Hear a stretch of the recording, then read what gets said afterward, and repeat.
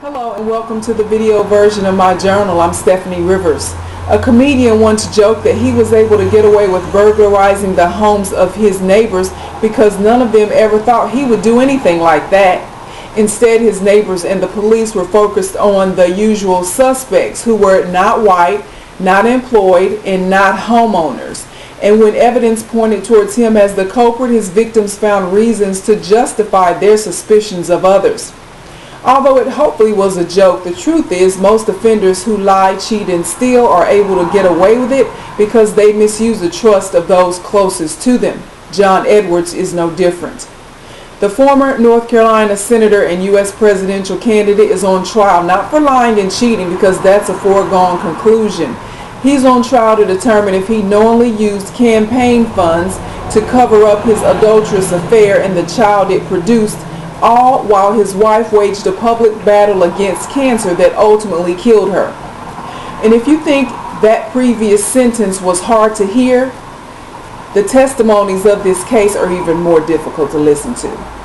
Former campaign staffers and those closest to Edwards confronted him about the then alleged affair, and after his campaign videographer turned mistress, then baby mama Rio Hunter, became pregnant, he diverted hundreds of thousands of dollars from trusting campaign contributors to pay for housing, to pay for a car, private travel, and bribes. The deception continued for as long as it did because there were so many co-conspirators who either helped perpetuate that deception or didn't ask questions about that deception when the lies didn't add up. Even the little old lady whose money Edwards used to keep up Hunter and his love child was said to have a schoolgirl-like crush on Edwards, so she kept handing over checks worth tens of thousands of dollars. Then one day she asked one of her advisors how to write a $175,000 check to Edwards' campaign. That's when somebody else who wasn't so enamored with Edwards started asking questions. A recent poll revealed that given the opportunity, most men will cheat.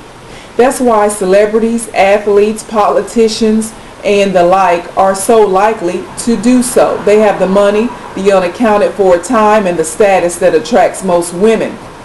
Given that, it was likely that the $1 million medical malpractice attorney would cheat. Still, Edwards had every reason not to. Just how long did Edwards think he could get away with it all? Long enough to get into the White House, and then what? Did he think his wife would die before she would find out? Did he think he could keep the baby a secret forever? And how could he expect to position himself as a role model for those children as a good husband and a good father? Either he didn't think about it or he didn't care. And he expects the jury to believe he didn't bat his eyelashes at that little old lady and mislead her into giving him money for what she thought was to support his presidential campaign, which is a violation of federal campaign laws. Edwards pretended to see no evil, hear no evil, and do no evil. He fooled a lot of people for a long time, but he can't fool all the people all the time. To find out more about the things that I care about, go to the written version of my journal. It's at eurweb.com. Thanks and have a super day.